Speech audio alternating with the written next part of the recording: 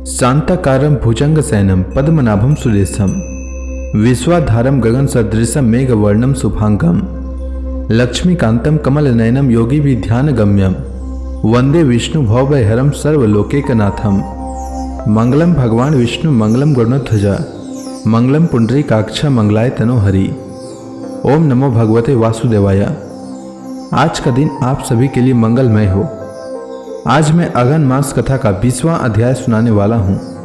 तो आइए सुनते हैं अगन मास कथा का 20वां अध्याय। कल के अध्याय में आपने सुना था कि श्री प्रहलाद जी को समुद्र में फेंक दिया जाता है। उसके बाद श्री प्रहलाद जी भगवान विष्णु की स्तुति करते हैं। उसके बाद क्या होता है आइए सुनते हैं। श्री पराशर जी आगे बोले, हे द्विज, इस प्रकार भगवान विष्णु को अपने से अभिन्न चिंतन करते करते पूर्ण तन्मयता प्राप्त हो जाने से उन्होंने अपने को अच्युत रूप ही अनुभव किया। वे अपने आप को भूल गए। उस समय उन्हें विष्णु भगवान के अतिरिक्त और कुछ भी प्रतीत न होता था। बस केवल यही भावना चित्त में थी कि मैं ही अव्यय और अनंत परमात्मा हूँ। उस भावना के योग से वे क्षीण पाप हो गए और उनके शुद्ध अंतःकरण में ज्ञान स्वरूप अच्युत श्री विष्णु भगवान विराजमान हुए। हे मित्रे, इस प्रकार योग बल से असुर प्रहलाद जी के विष्णुमय हो जाने पर उनके विचलित होने से वे नागपाश एक क्षण में ही टूट गए। भ्रमणशील ग्रहगण और तरल तरंगों से पूर्ण संपूर्ण महासागर शुद्ध हो गया तथा पर्वत और वन उपवनों से पूर्ण समस्त पृथ्वी हिलने लगी तथा महामति प्रहलाद जी अपने ऊपर दैत्यों द्वारा लादे गए उस संपूर्ण पर्वत समूहों को दूर फेंककर जल से बाहर निकल आए। तब आकाश आदि रूप जगत को फिर देखकर उन्हें चित्त में यह पुनः भान हुआ कि मैं प्रहलाद हूँ।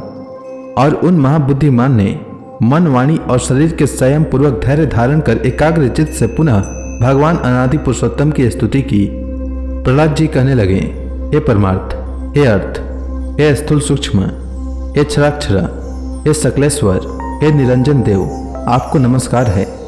हे गुणों को अनुरंजित करने वाले, हे गुणाधार, हे निर्गुणात्मन, हे गुणस्थिति, हे मूर्त और अमूर्त रूप महामूर्तिमान, हे सूक्ष्म मूर्ते, हे प्रकाश स्वरूप, आपको नमस्कार है।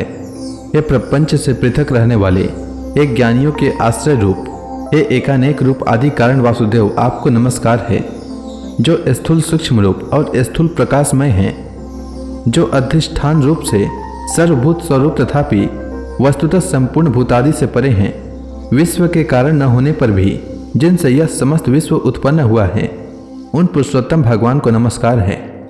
श्री पराशर जी बोले, उनके इस प्रकार तन्मयता पूर्वक स्तुति करने पर पीतांबरधारी देवादिदेव भगवान हरि प्रकट हुए। हे द्विज, उन्हें सहसा प्रकट हुए देख वे खड़े हो गए और गदगद वाणी से विष्णु भगवान को नमस्कार है, विष्णु भगवान को नमस्कार है, ऐसा बारंबार कहने लगे। प्रहलाद जी बोले, हे शरणागत दुखारी श्री केशव देव, प्रसन्न होइए। हे अच्युत, अपने पुण्य दर्शनों से मुझे पवित्र कीजिए। श्री भगवान बोले, हे प्रहलाद, मैं तेरी अनन्य भक्ति से अति प्रसन्न हूँ। तुझे जिस वर की इच्छा हो मांग ले। प्रहलाद जी बोले, हे नाथ, सहस्त्रों योनियों में से मैं जिस में भी जाऊं उसी में, हे अच्युत, आप में मेरी सर्वदा अक्षुण्ण भक्ति रहे। अविवेकी पुरुषों की विषयों में जैसी अविचल प्रीति होती है, वैसे ही आपका स्मरण करते हुए मेरे हृदय से कभी दूर न हो।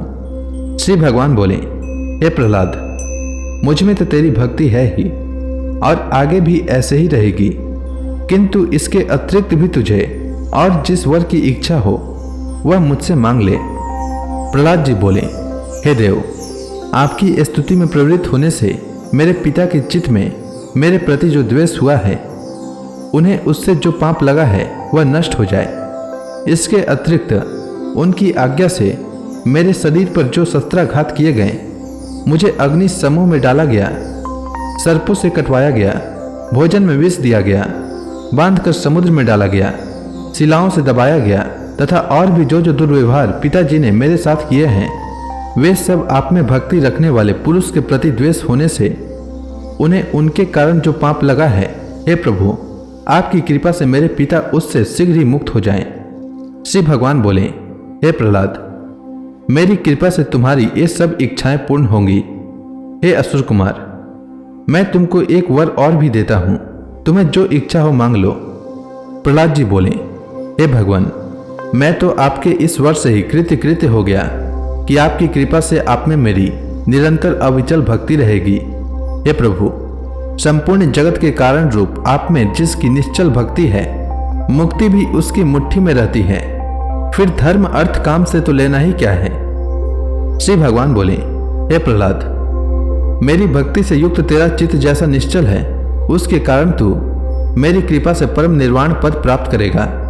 श्री पराशर जी बोले, हे मैत्रेय, ऐसा कर भगवान उनके देखते देखते अंतर ध्यान हो गए और उन्होंने फिर आकर अपने पिता के चरणों की वंदना की। हे द्विज, तब पिता हिरण्यकशिपु ने जिसे नाना प्रकार से पीड़ित किया था, उस पुत्र का सिर सूंघकर आंखों में आंसू भरकर कहा, बेटा, जीता तो तू ही है।